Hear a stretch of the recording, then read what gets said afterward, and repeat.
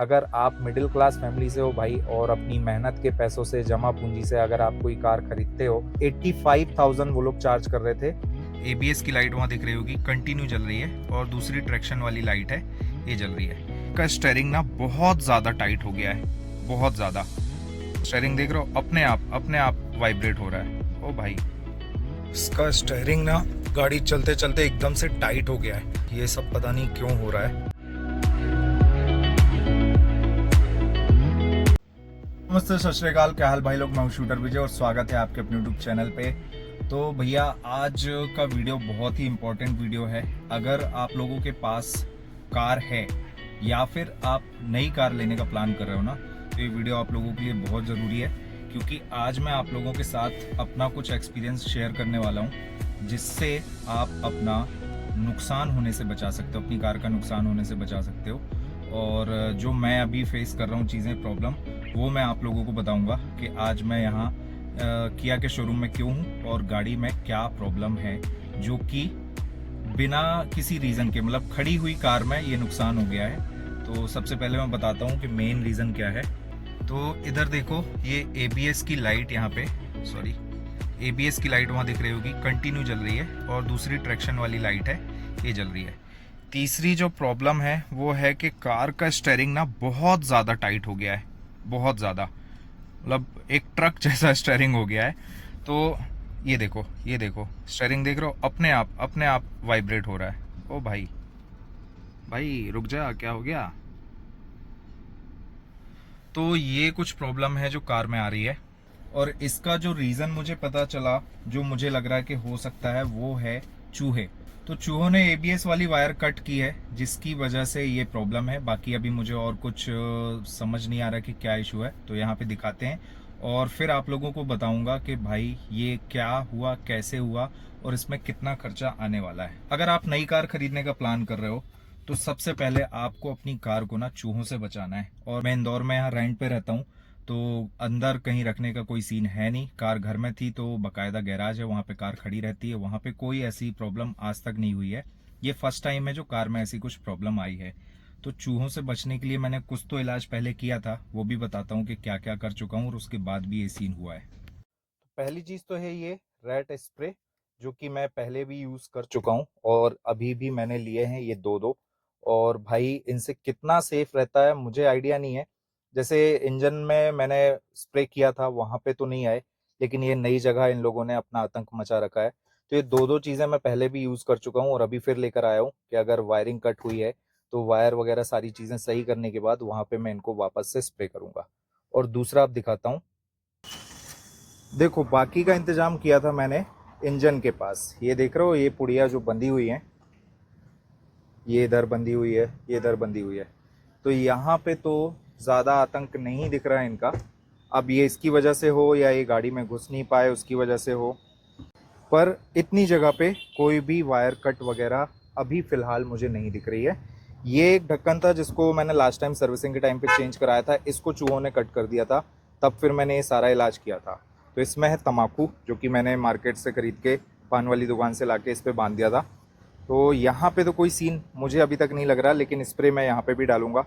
पहला नुकसान ये है, जो आप अगर नई कार लेने का प्लान कर रहे हो ना, तो आपके साथ भी हो सकता है, और इससे कैसे बचेंगे वो मैं अभी आपको आगे बताऊंगा। तो अब बात करते हैं दूसरी प्रॉब्लम की, जो आपको अपनी नई कार में फेस करनी पड़ सकती है। गारंटी है, ऐसा नहीं है कि आप अपनी कार को बहुत ध्यान से रखोगे तो वो चीज़ नहीं होगी, वो होना ही होना है।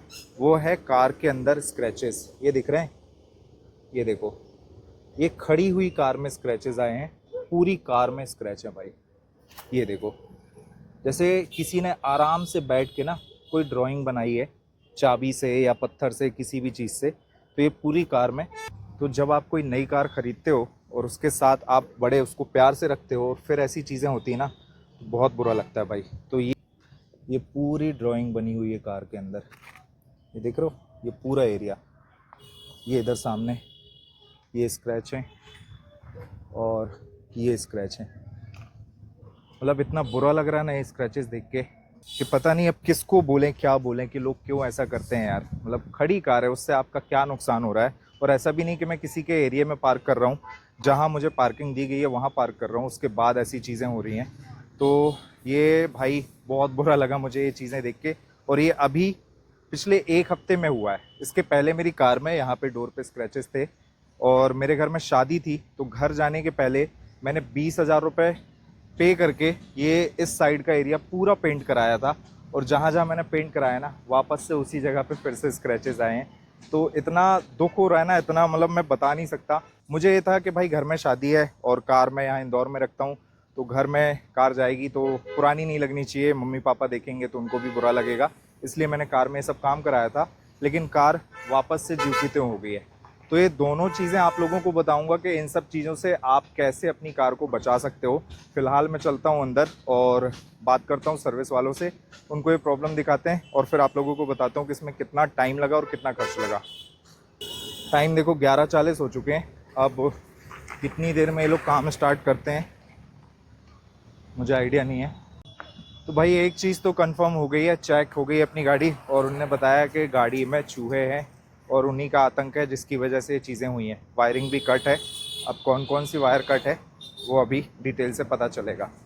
तो भाई देखो ये वायर ना, ये कटी हुई है और ये चूहों ने ही करामात की है जिसकी वजह से प्रॉब्लम आई है। तो ये दिखा रहा हूँ मैं, ये देखो ये बोनट पे अभी खोल के देखा है तो यहाँ वायर कट नहीं हुई है, उसके ऊपर की जो लेयर रहती है वो कट है। तो यहाँ तो टेपिंग हो जाएगी और प्रॉब्लम इसकी वजह से नहीं है, असली प्रॉब्लम है ये देखो ये वायर कट है, ये कट है। और तो टाइम देखो 1:55 हो चुका है और 11:40 पे गाड़ी लेकर आया था, अब जाके गाड़ी में काम स्टार्ट हो रहा है। तो सिर्फ ये नहीं है कि नुकसान आपके पैसों का होता है, टाइम भी जाता है भाई। आज का मेरा लगभग पूरा दिन ही चला गया यहाँ पे। अब कितनी देर में कंप्लीट करते हैं पता नहीं।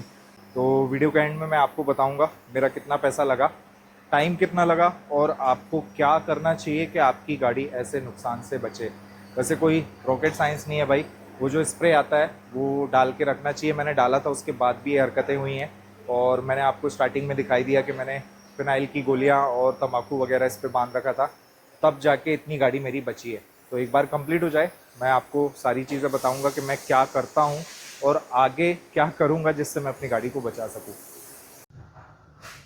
तो भाई टाइम हो गया है 2:56, ऑलमोस्ट 3 बज गए और अपनी गाड़ी का काम हो गया है कंप्लीट।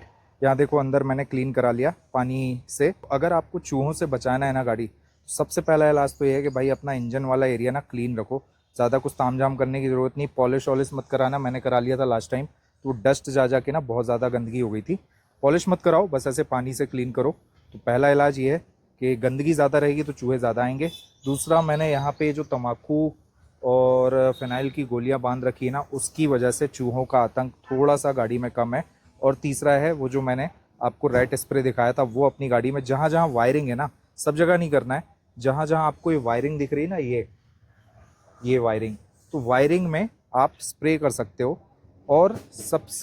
और इसके बाद जो इलाज है वो ये है कि भाई अपनी गाड़ी ऐसी जगह खड़ी करके रखो जहाँ चूहे ना हो।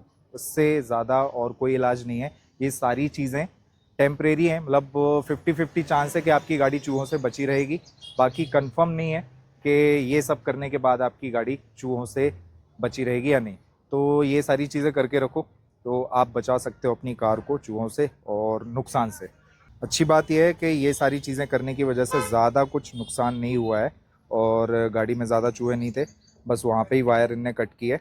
देखो जो स्टार्टिंग में लाइट जल रही थी ट्रैक्शन की और अपना एबीएस की, वो लाइट ऑफ हो गई है, मतलब अपनी प्रॉब्लम सॉल्व हो गई है।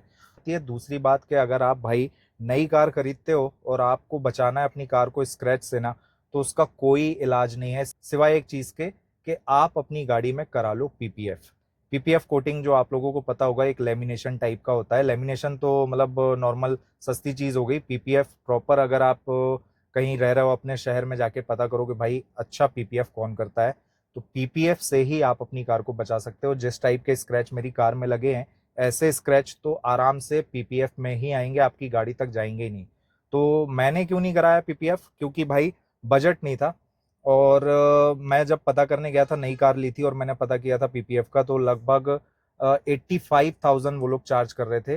तो ऐसे तो बहुत ज़्यादा अमाउंट लगता है, लेकिन अब जब ये सारा नुकसान हो रहा है ना, तो मुझे लग रहा है कि नहीं भाई, उस समय ये सब चीज़ें नहीं सोचनी थी और मुझे पीपीएफ करा लेना था। तो अगर आप 5-6 लाख की कार ले रहे हो तो पीपीएफ कराने की जरूरत नहीं है। मतलब ठीक है, अगर आपका बजट है तो देख लो भाई, करा सकते हो, मैं ऐसा नहीं बोल रहा हूँ। लेकिन अगर 5-6 के अंदर की कार ले रहे हो तो कोई जरूरत नहीं है। लेकिन अगर आप मिडिल क्लास फैमिली से हो भाई, और अपनी मेहनत के पैसों से, जमा पूंजी से अगर आप कोई कार खरीदते हो और आप चाहते हो कि आपकी कार में स्क्रैच ना आए, सालों साल आपकी कार नहीं लगे, तो पीपीएफ कराना चाहिए। और 8-10 लाख से ऊपर की कार अगर आप ले रहे हो ना, तो भाई मैं तो बोलूंगा जरूर कराओ। जब तक आपका बजट नहीं है तो कार मत खरीदो। लेकिन अगर कार ले रहे हो तो 50-60 थाउजेंड के ऊपर आप बजट लेके चलो अपनी कार में पीपीएफ कराने का। सबके अलग अलग रेट होते हैं। मैंने जहां पूछा था, 2 जगह मैंने पता किया था, और दोनों जगह, एक जगह 80,000 के आसपास बोला था और दूसरे ने 85 बोला था।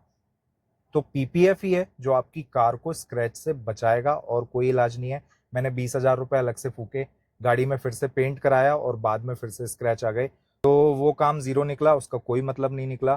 तो ये 2 चीज़ों का भाई ध्यान रखना, तो आप लाखों के नुकसान से अपनी गाड़ी को बचा सकते हो। क्योंकि ये सब नुकसान ऐसे है ना कि अगर आप चल रहे हो, एक्सीडेंट होता है, तो आपकी गाड़ी में भाई इंश्योरेंस है, वो उसमें कवर हो जाएगा। लेकिन ये वायर कट और ये सारी चीज़ें जो चूहों से नुकसान होता है, वो इंश्योरेंस में कवर नहीं होता। दूसरा, आपकी गाड़ी में जो स्क्रैचेस आते हैं, ये भी इंश्योरेंस में कवर नहीं होते। तो बस यही था मेरा एक्सपीरियंस। मुझे लगा कि भाई ये सारी चीज़ें, ये नुकसान हो रहे हैं, तो आप लोगों को भी बताना चाहिए, क्योंकि मुझे ये बहुत खल रहा है भाई। ये जो स्क्रैचेस आए हैं ना गाड़ी में, मतलब दिल दुख रहा है। तो देखते हैं, अभी तो बजट नहीं है तो अभी कुछ नहीं करूंगा, लेकिन बाद में फिर कभी मैं इसके लिए भी कुछ ना कुछ, अब मैं पीपीएफ तो नहीं करा सकता क्योंकि मुझे फिर से स्क्रैच अगर अपने मिटाने तो पेंट ही कराना होगा, और उसके बाद फिर पीपीएफ कराने का कोई मतलब नहीं, मतलब बहुत पैसा खर्च होगा। तो अभी स्क्रैच लगने देते हैं, ऐसे ही चलाते हैं अपनी गाड़ी को, और बाद में फिर कभी काम कराएंगे। तो इस काम में खर्च कितना आया वो भी आप लोगों को बता देता हूँ। तो ये जो वायर चेंज हुई है, इसका प्राइस है 954, ऑलमोस्ट 1,000 रुपए की ये वायर है, और 150 लेबर चार्ज लिया है। तो 1,150 रुपए के आसपास मेरा लगा है, ज़्यादा खर्च नहीं हुआ। यहाँ आने के पहले मुझे डर लग रहा था कि भाई पता नहीं कितना खर्च है, लंबा खर्च ना बढ़ जाए, क्योंकि वायरिंग का कोई भरोसा नहीं है, कहाँ कहाँ की वायर कट है, और उसके हिसाब से चार्जेस भी रहते हैं। तो काम सस्ते में हो गया। वीडियो अगर अच्छा लगा तो प्लीज़ वीडियो को लाइक करो, चैनल को सब्सक्राइब करो। मिलते हैं अगले वीडियो में, तब तक के लिए बाय बाय।